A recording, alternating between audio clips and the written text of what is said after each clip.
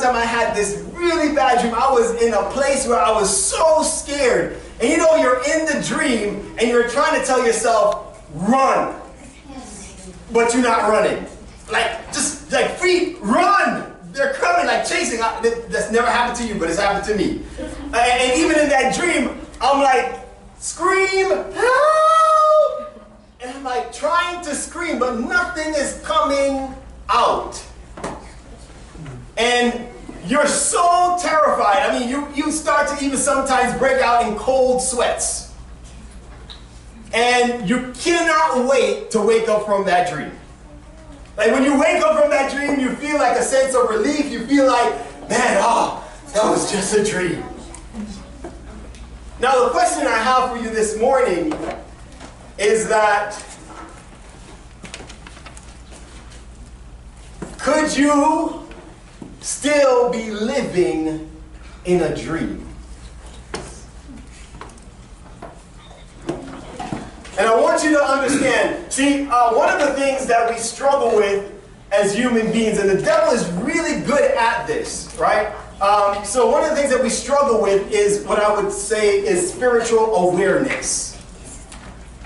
We struggle with being awake, of seeing things from God's perspective. And we struggle with that because we don't align ourselves with God. Now, if I should ask you the question, how many of you believe that there is nothing more important in life than our walk with God? How many of you would raise your hand and agree with me? Nothing more important than your life with God, your walk with God. Okay, just a few, mercy. Okay. But you don't have to raise your hand. You believe it in your heart. But one of the things I want you to see is that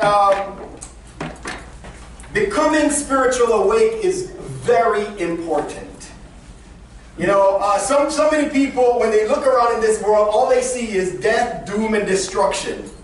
And so you get to the point where you're like, man, this is crazy, I don't like this world. But see, when you're spiritually awake, that will all make more sense to you. See, when you're spiritually awake, even though there is death, you see hope. When you're spiritually awake, you start to see the world for what it truly is. So how many of you know the story? There's a story in 2 Kings 6. And Elisha has a servant. And there's an army that is coming to kill Elisha. And the servant gets up and he sees that they are surrounded on all sides by this great army. And what does Elisha say? Elisha says, God, I just need you to unveil this servant's eyes. And when God unveiled his eyes, he was able to see that there are more with them than those against them. See, sometimes we need God to unveil our eyes. You know, a guy named Guy Finley, he says this. Nothing glows brighter than the heart awakened to the light of love that lives within it.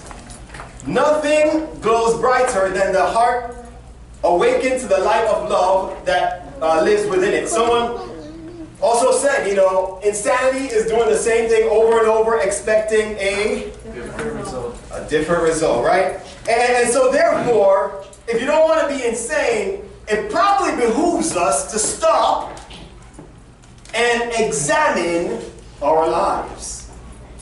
See, Socrates says it this way. Socrates says, the unexamined life is not worth living. So it's important to become spiritually awake, to examine our lives.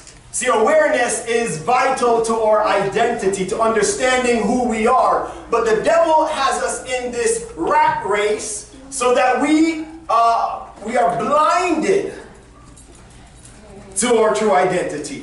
See, the devil tries to keep us in the slumber so that we don't see the true reality and our identity in God. But God has sent us his Son, and then he has sent us the Holy Spirit so that we can become aware Romans 13:11 says this, and that knowing the time, that now it is high time to awake out of our sleep. For now is our salvation nearer than when we believe. See, awareness is important. And I would say, it's important for these three reasons. One, awareness gives us the proper perceptiveness so we can tell who is with us and who is against us. See, awareness helps us to see things from God's perspective, and it allows us to experience the saving power of God through the Holy Spirit. I want to give you this analogy, and I want you to stay with me. But how many of you are familiar with a sailboat? You guys familiar with sailboats? Now, what are the three things that a sailboat needs in order to operate? What's the most important thing? The boat? Yeah. Someone said something. The propeller? The wings. What did you say louder? The wind. A sailboat is not going to move without the wind. Is that correct? A sailboat is not going to move without the wind. What else is required? What else do you need? It needs wind, but what else is important? Is it like the fabric of the flag? Yeah. Yes. So the fabric, the sail. He's talking about the sail. What needs to happen to that sail? You need to what? You need to raise it up, right? Yeah, so it can catch the wind. But not only do you need to raise it up, what else do you need to do with that sail? You can raise it up, huh? Point in the right direction. Come on, scholar, say that again for us. Point in the right direction, catch the wind. There you go. See, you still got to point the sail in the right direction. Because if you put the sail east to west and the wind is blowing north to south, you ain't going nowhere. Do you understand what I'm saying to you? So one of the things that you need to understand, I thought it was someone. So one of the things that you need to understand is that the wind is the Holy Spirit that does the transformation in our lives. But the boat is not going to go anywhere unless we set the sail. You have to choose to put the sail in the right direction. And one of the things in Adventism that has gotten a big flock or a big, there's a big, okay, I don't know how to say it. But anyone heard the term before, religious, biblical, or spiritual formation? That's the term. Anyone heard that term before, spiritual formation? Okay, that's good then. All right, I don't have to say nothing. Amen. But one of the things that we have to realize is that the devil, and I'll just give a brief thing, but even there's this principle called spiritual formation. It's really about the foundations of having a strong spiritual life, like some of the principles, things that you need to do. It's what is in the Bible. But one of the things I'll tell you is that the devil knows how to take something good and make a counterfeit or make it seem so bad that people don't want to do it anymore. So people are arguing about what they're supposed to do versus doing it. And the devil knows how to get us into that space where we are not worshiping, having a devotional life. Because understand, the wind could be blowing, but unless you set the sail and put it in the right direction, you're not going to have the Holy Spirit transforming your life as it should. And one thing that's very critical for that process is your devotional life. But if I should ask the question, how many of us actually have a devotional life, probably a lot of us would struggle with that. And the question, one of the things I want you to understand this morning is that there are certain habits that we need to develop. There are habits of disengagement, and we also need to develop habits of engagement. What do I mean by disengagement? See, we need to disengage with the things of this world in order to engage with God. But how do we do that? How do we grow our devotional life? So I have on the board here 6 things that is actually very critical, and I want someone, can someone please go ahead and look up Psalm 1? Can I get someone to look up Psalm 1? Raise your hand, please. Psalm 1 verse 2, Cameron. Someone else, Psalm 63 verse 6. Thank you, Eden. Someone else, Psalm 77:12. Josh. Oh, Isaac. yeah, Isaac. Isaac. All right. So the first thing that we're looking at is this first thing that's real critical. Before they even start reading, anyone can guess what is really important. What does that M stand for? That we all need to do. Say it louder. Meditate. See, a lot of us, because of the new age, yoga, meditation, like, oh man, meditation is bad. But understand that meditation is a biblical thing. And you need to meditate. Let's just read that. Cameron, go ahead and read the first verse. Let's go through this very quickly, please. Okay, do you have yours, Eden? Yeah. Go ahead. When I remember you upon my bed and meditate on you in the watches of the night. Okay, Isaac, you have yours? Yep. Go ahead. I will consider all your works and meditate on all your mighty deeds. Do you see that? It says, another version says, I will reflect on all that you have done. I will reflect on all that you have done and meditate on your actions. See, a lot of us, God is doing stuff in our lives and we don't even take the time to stop and examine what God is doing. And then we say, God, you ain't here. See, David realized the importance of meditating, of taking that time to say, oh, let me stop and examine my life and see what God is doing.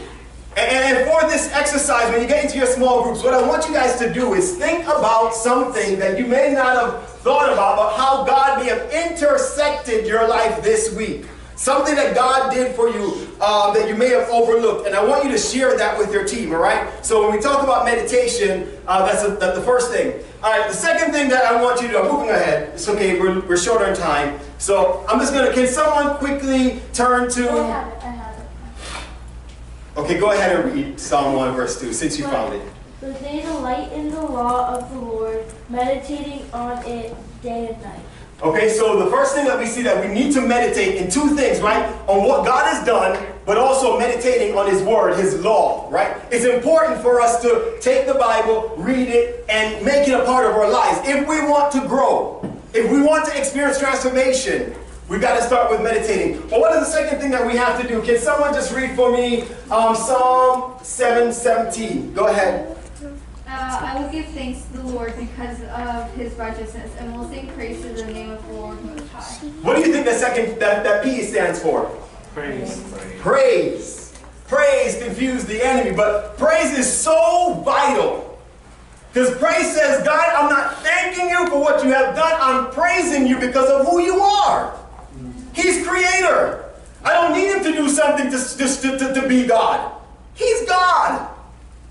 And so praise comes before saying, I acknowledge you. You know, it's kind of nice when you're acknowledged beforehand, just because of who you are, not because of someone giving you something. And that's what praise is all about. We're moving on. Can someone read for me Psalm 5 verse 2. Did someone find Psalm 5 verse 2? Go ahead, Josh.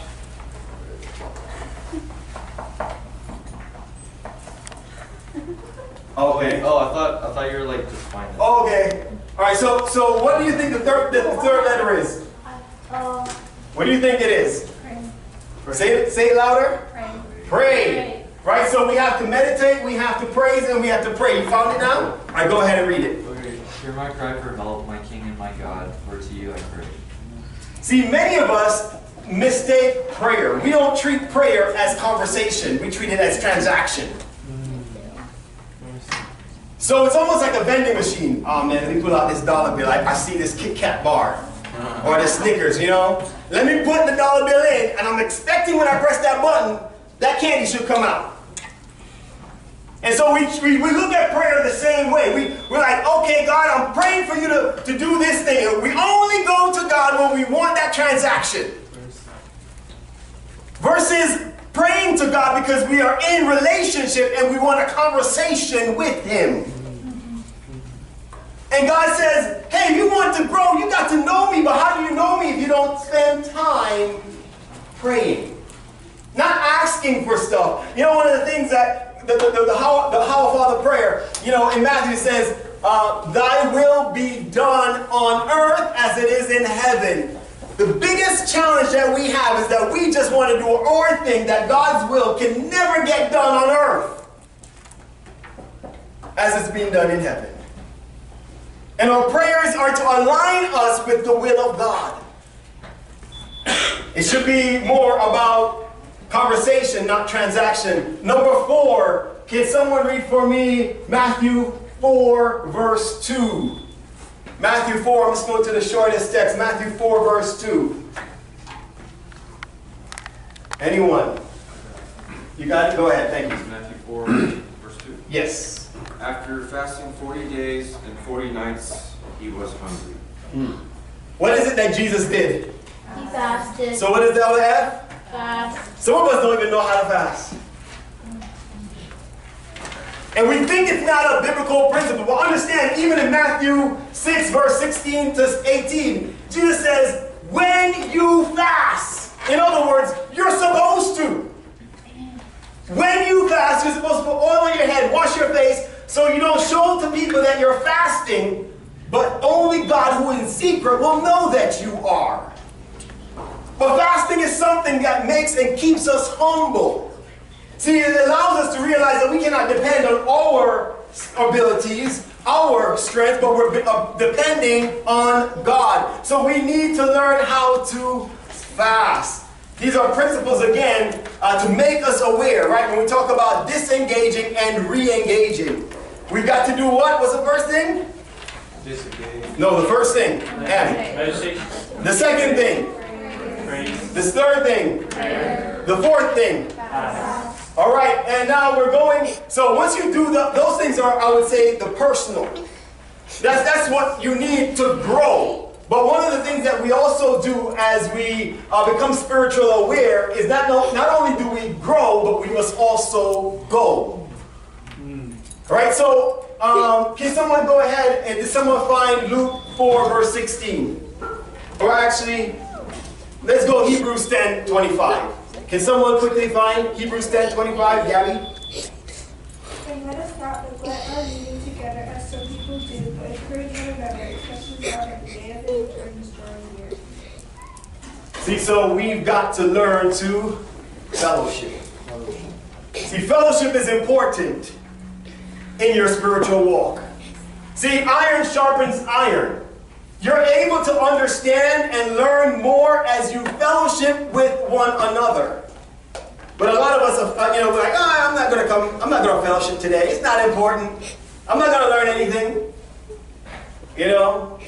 But God lets us know, do not forsake. The devil wants you to get to the point where you forsake the assembly of the brethren, because he's like, hey, as long as I can keep them unaware, they will never understand their true identity. See, when I've been through some times in my life, even recently, thank God for the fellowship of other people.